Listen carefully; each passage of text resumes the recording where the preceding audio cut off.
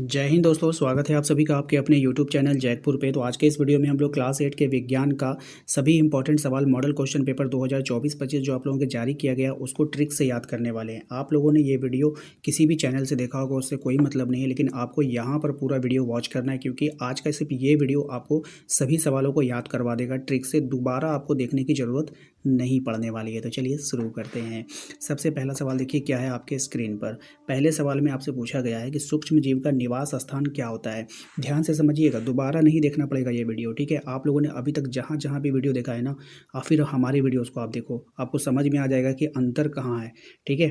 तो देखिए, सूक्ष्म जीव का निवास स्थान किसको बोलते हैं, कहाँ पर रहता है, यानी कि उसका घर कहाँ रहता है। निवास का मतलब क्या, जहाँ पर वो रहता है, ठीक है।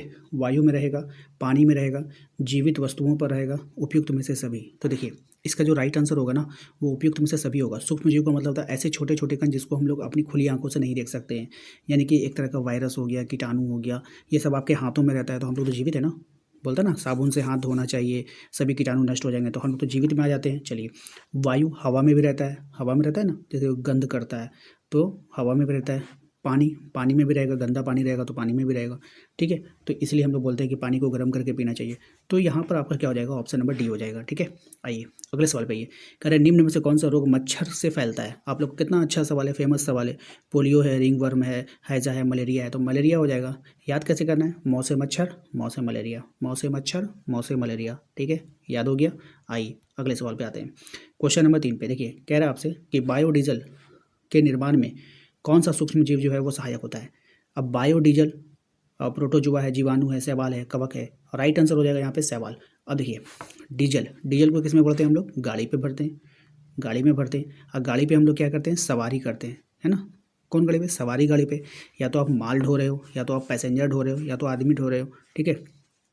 तो गाड़ी पर तो क्या होगा, सवारी होगा। तो 100 से सवारी, 100 से सवाल, हो गया ना। डीजल किस में होता है, सवारी के काम में। तो 100 से सवाल, 100 से सवारी, याद रखिएगा। आइए नेक्स्ट सवाल है आपका, निम्न में से सबसे बड़ी कोशिका किसका है। देखिए, अमीबा। क्या आप अमीबा को इमेजिन कर पा रहे हो, नहीं। क्या आप मैकोप्लाज्मा को इमेजिन कर पा रहे हो, सोच पा रहे हो, नहीं। लेकिन शुतुरमुर्ग का अंडा, अंडा जैसे ही आया ना भैया, अंडा, ठीक है। तो अंडा, तो अंडा ही हमारा क्या हो जाएगा, सबसे बड़ा कोशिका, यानी कि शुतुरमुर्ग का अंडा। समझ में आ गया। आइए क्वेश्चन नंबर 5 पे, कह रहा है आपसे कोशिका के किस भाग में गुणसूत्र उपस्थित होता है। तो कोशिका के कौन से भाग में गुणसूत्र होगा भाई, देखिए गुण, आदमी बोलता है ना कि किसी का भी गुण अगर पता करना है ना, उसका दिल अच्छा नहीं है, उसका दिल बुरा है, तो दिल कहाँ होता है, सेंटर में होता है, केंद्र में होता है। इंसान बोलता है ना, वो इंसान बहुत दिल का बहुत बुरा है, वो इंसान दिल का बहुत अच्छा है, यानी कि उसकी क्वालिटी हम लोग उसके दिल से लगाते हैं। और दिल कहाँ होता है, सेंटर में होता है, सेंटर मतलब केंद्रक, है ना। तो किसी भी कोशिका के गुणसूत्र, उसका गुण कहाँ मिलेगा आपको, उसके दिल में मिलेगा भाई। वो किस गुण का है उसका दिल से पता चलेगा। दिल कहाँ होता है, सेंटर में होता है, केंद्रक में होता है, तो केंद्रक, ऑप्शन नंबर ए। नेक्स्ट आते हैं, किस धातु की भौतिक अवस्था द्रव के रूप में होती है। द्रव मतलब समझते हैं, द्रव का मतलब जो बह जाएगा, है ना, लिक्विड द्रव, जस्ता, पारा, तांबा या फिर टिन। तो देखिए वो क्या हो जाएगा, पारा, है ना। द्रव अवस्था में कौन रहता है, पारा। इसमें भी द्र, र, र, र, ध्यान से समझिए, ट्रिक लगा के आपको बता रहे हैं। देखिए नाम मिलता जुलता है, द्रव, पारा, इसमें भी र, इसमें भी र। बाकी कहीं पर भी आप देख लो र है, इसमें नहीं है, इसमें नहीं है, इसमें नहीं है, इसमें है, ऑप्शन नंबर सी। नेक्स्ट आइए, क्वेश्चन नंबर 7 में देखिए, कह रहा है कि एक्सरे करने हेतु किस धातु का उपयोग किया जाता है। अब जो एक्सरा होता है ना, उसमें कौन सा, तो लेड, है ना। मान लो जो कि आप ना एक्सरे कराने के लिए गए, ठीक है। तो अब जब गए एक्सरे कराने के लिए, तो आपको क्या बोला, लेट जाओ, लेट जाओ। आपको क्या बोला, लेट जाओ, आपका एक्सरा होगा, पूरे बॉडी का एक्सरा होगा आपका, लेट जाओ, लेटना से लेड, ठीक है, याद रखिएगा ट्रिक से। नेक्स्ट आइए, झारखंड के जादूगोड़ा में किस धातु की प्रचुरता विद्यमान है।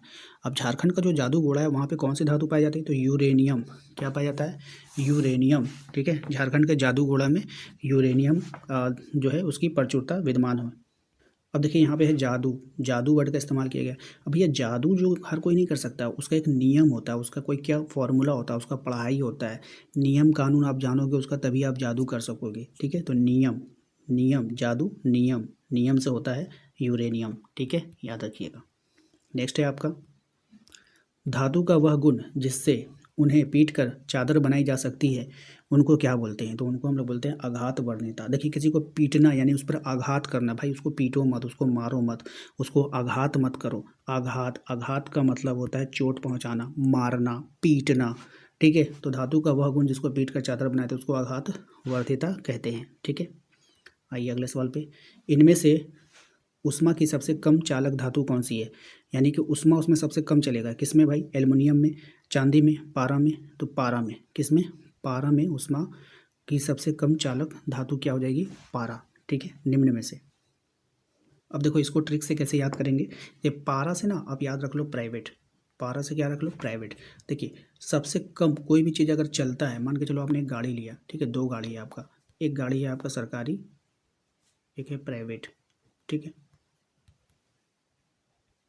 तो प्राइवेट और गवर्नमेंट में आपको समझना है कि प्राइवेट गाड़ी जो होती है ना वो सबसे कम चलेगी, लेकिन गवर्नमेंट गाड़ी होगी, क्योंकि गवर्नमेंट में जो है भाड़ा कम लगता है, तो भाड़ा का अगर कम लगेगा तो वो क्या हो जाएगा? फ्री हो जाएगा, फ्री हो जाएगा तो वहाँ पे वो ज़्यादा चलेगी, ठीक है। तो बात समझ में आया? तो सबसे कम कहाँ चलेगा? तो प्राइवेट में, प्राइवेट से पारा, ठीक है, याद रखिएगा। ये ट्रिक से हम आपको याद करा रहे हैं ताकि आपको परीक्षा में याद रहे। नेक्स्ट देखिए, निम्नलिखित में से कौन सा घोल विद्युत का कुचालक है? यानी वो तो घोल होगा लेकिन विद्युत का बोला आसूत जल, ठीक है। अब देखिए चालक, कुचालक, कुचालक का मतलब क्या हो गया? वो चलेगा नहीं, चालक का मतलब चलेगा, चालक का मतलब चलेगा, अगर आगे में कू लग गया तो वो नहीं चलेगा, ठीक है।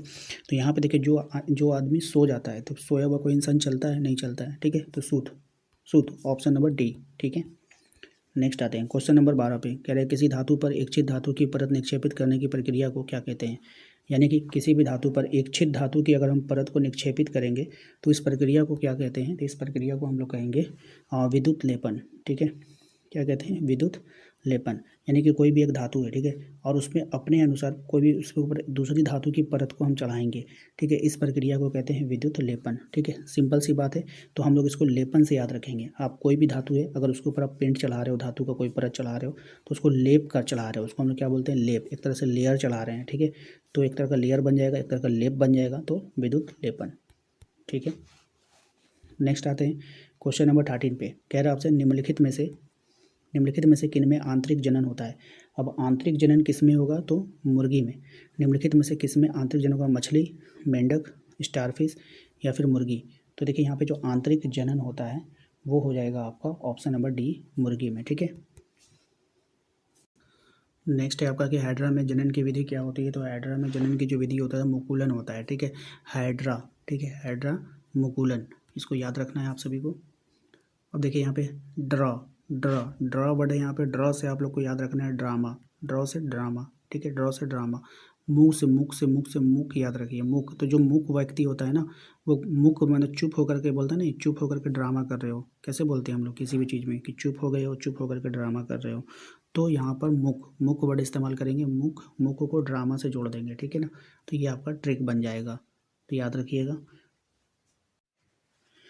नेक्स्ट सवाल है हमारा कि पृथ्वी की सतह से ऊंचाई के ऊपर बढ़ने पर साथ साथ वायुमंडलीय दाब का क्या होगा? मान लीजिए कि ये आपने यहाँ पे ज़मीन पर कोई, आप यहाँ पे खड़े हो, ठीक है, तो यहाँ से कोई आपके ऊपर प्रेशर बना रहा है, तो दूरी ज़्यादा है, तो मान लीजिए 10 किलो का प्रेशर बन रहा है, ठीक है, 10 केजी का प्रेशर बन रहा है। अब जैसे ही आप थोड़ा सा ऊपर चल जाओगे तो तल्ला पे चढ़ जाओगे, तो इसका तो ताकत कम हो लगेगा ना, पहले आपको यहाँ से वो उठा रहा था ऊपर, ठीक है, लेकिन अब क्या हो रहा है, आप ताकत कम लगेगा, तो जैसे ही आप ऊंचाई बढ़ेगी ना, तो ऊंचाई आपको बढ़ गया तो वायुमंडलीय दाब क्या हो जाएगा? घटेगा, है ना, क्या हो जाएगा? घट जाएगा। अब इसको ताकत कम लगेगा, बात समझ में आई? तो इस तरह से आप लोग को ट्रिक से याद करना है। दाब का मात्रक क्या होता है? अब देखिए दाब का मात्रक क्या होगा, तो ये जो दाब का मात्रक होता है वो आपका ऑप्शन नंबर सी में आपको दिखेगा, यहाँ पे ये पास्कल भी होता है और न्यूटन प्रति वर्ग मीटर भी होता है, तो दोनों होता है, ठीक है। तो एग्जाम में आपको या तो पास्कल देगा या तो न्यूटन प्रति वर्ग मीटर देगा, तो इस बात का आप लोग को ध्यान में रखना है, इसको अच्छे से कर लेना है, ठीक है। आइए क्वेश्चन नंबर 17 पे आइए, कह रहे हैं निम्नलिखित बलों में से कौन सा संपर्कित बल है ना, यानी कि संपर्क के कारण उत्पन्न होने वाला बल को बोलते हैं। तो जैसे घर्षण, घर्षण क्या होता है कि जैसे मान के चलिए आपको एक लकड़ी ले लो, लकड़ी को आप फर्श में क्या करोगे? संपर्क करके ही घस पाओगे, क्या बिना संपर्क किए आप किसी को घस सकते हो? नहीं घस सकते हो। तो इसीलिए जो संपर्कित जो बल होता है, जो संपर्क के कारण होता है, वो घर्षण बल ही हो सकता है, ठीक है। जो बिना घर्षण के वो होगा ही नहीं, संपर्क आप कर ही नहीं पाओगे, ठीक है। चलिए, आप दो हथेली को भी जब आपस में संपर्क करोगे तभी आप घस पाओगे, वरना आप घस ही नहीं सकते। क्वेश्चन नंबर 18 पे ये कहा जा रहा है निम्नलिखित में से कौन सा पदार्थ अदहनशील है। दहनशील का मतलब होता है जलने वाला, और अदहनशील का मतलब है कि जो कभी नहीं जलेगा। ठीक है, तो यहाँ पर कौन ऐसा पदार्थ है, तो पत्थर। क्या पत्थर कभी जल सकता है? नहीं जल सकता है। लकड़ी जलता है, कोयला जलता है, पेट्रोल जलता है, लेकिन पत्थर जो है वो नहीं जलेगा। तो अदहनशील पदार्थ में कौन आ जाएगा? पत्थर। अगले सवाल पे आते हैं, किसी पदार्थ के दहन का पोषक पदार्थ है, यानी कि कोई भी चीज़ अगर जलता है ना तो उसका खाना पीना है, किसके कारण वो जल पाता है वो आपको बताना है। पोषक पदार्थ तो ऑक्सीजन हो जाएगा। ऑक्सीजन की उपस्थिति में ही कोई भी चीज़ जलता है। अगर ऑक्सीजन बंद हो जाएगा तो वो फिर नहीं जलेगा। कारण देखिए, हवा में क्या होता है, हमारा ऑक्सीजन होता है। आप एक मोमबत्ती ले लो, ठीक है, मोमबत्ती जला लो, उसको जब आप ग्लास से ढकोगे ना तो वो मोमबत्ती बुझ जाएगा। ठीक है, तो इसको बोलते हैं हम लोग। चलिए, किसी ज्वाला का सबसे अधिक गर्म भाग को क्या कहते हैं? तो कि कोई भी ज्वाला है उसका सबसे अधिक गर्म भाग, सबसे ऊपरी भाग जो होता है वो उसका सबसे गर्म भाग होता है। ठीक है ना, जो सबसे ऊपरी भाग होता है, सबसे ऊपरी लौ होता है, वो उसका सबसे गर्म भाग होता है। इस बात का ध्यान रखना है। तो दोस्तों, आज के इस वीडियो में हम लोग इस मॉडल सेट का 20 क्वेश्चन देख लिए हैं। नेक्स्ट पार्ट में इसका 21 से 40 तक के सभी सवालों को ट्रिक से याद कर लेंगे, और एक ही वीडियो में आप लोगों को याद हो जाएगा। दोबारा आप लोगों को वीडियो देखने की आवश्यकता नहीं पड़ेगी। तो वीडियो को लाइक कर दीजिए। जिसको भी इसका पार्ट 2 चाहिए तो प्लीज़ कॉमेंट बॉक्स में पार्ट 2 जरूर लिखें। जल्द ही इसका पार्ट 2 अपलोड कर दिया जाएगा। Thank you.